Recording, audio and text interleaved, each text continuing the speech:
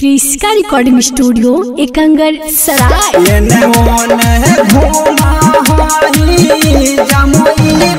DJ Kanchan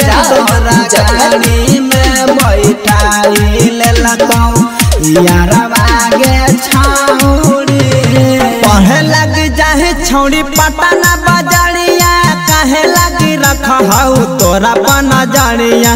पढ़े लग जाहे छौड़ी छपरा बजरिया कहे लगी रखहु तोरा पन जरिया। काहे घूम ही खाली तू बाजार छोड़ी गे तो तू ही आँख में लगावा ही कजार छोड़ी गे तो हमरा तो लगा हो देखे में हाही तू बड़का खिला गे छौड़ी तो लगा हो पीछे से आब हो दू गो तोहर यार गे छौड़ी।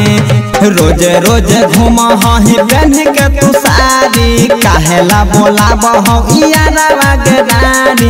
रोज रोज घूम ही पहन के तू साड़ी काहेला यारवा बोलाब हो गे रानी। जब तोहरा खिलाई तो भरा पेट छौड़ी गे तो तोरा गली में चूसत चॉकलेट छौड़ी गे।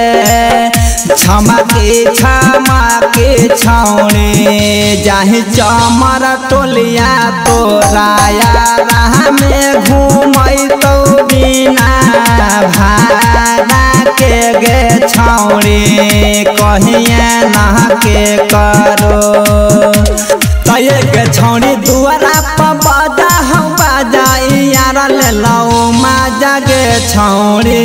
तये गे छौड़ी जिला जहाना में जानो पुलिस और थाना गे छौड़ी। एने ओने घूम ही जमुई बाजारी गे तोरा गाड़ी में बैठाई ले लगौ यारवा गे छौड़ी।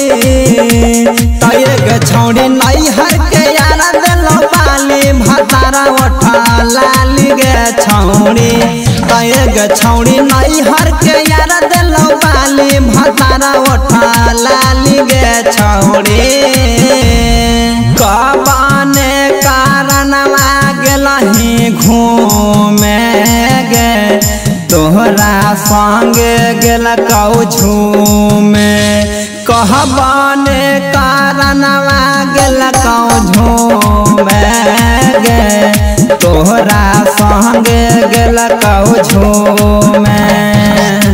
तये गे छौड़ी रंजन बिहारी के धैलो बेमारी तोरा जिल में छौड़ी। तये गे छौड़ी रंजन बिहारी के धैलो बेमारी तोरा जिल में छौड़ी।